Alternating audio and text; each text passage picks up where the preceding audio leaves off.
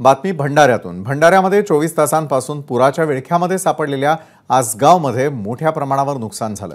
ग्रामस्थांच्या घरांमध्ये, दुकानांमध्ये पाणी शिरलं आणि त्यामुळे मोठ्या प्रमाणात नुकसान झालेलं आहे। विद्यार्थ्यांची पुस्तकं, शालेय प्रमाणपत्र असो की व्यापाऱ्यांचं साहित्य पुराच्या पाण्यात भिजलंय आणि या पुरामध्ये आसगावातील बोटावरती मोजण्या इतकी घरं सोडल्यास अख्खं गाव पाण्याखाली गेलेलं होतं। तर दरम्यान सध्या पूर ओसरलेला असला तरी देखील ग्रामस्थांचं मोठ्या प्रमाणात नुकसान झाल्याचं आपण दृश्यांमध्ये पाहू शकतोय।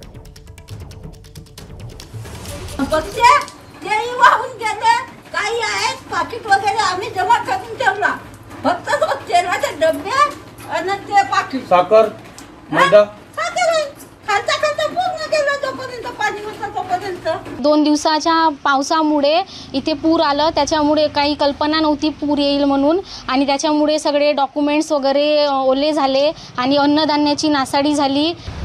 अचानकपणे मुसळधार पाऊस आला आणि एका वेळी लगेच 1-2 तासामध्ये 4 फूट पाणी दुकानमध्ये दिसलं। कुठलाही साहित्य काढायला वेळ मिळाला नाही आणि जवळपास माझा खते, कीटकनाशके, बियाण्यांचा 50 लाखाच्या वरचा स्टॉक पाण्यात वाहून गेला।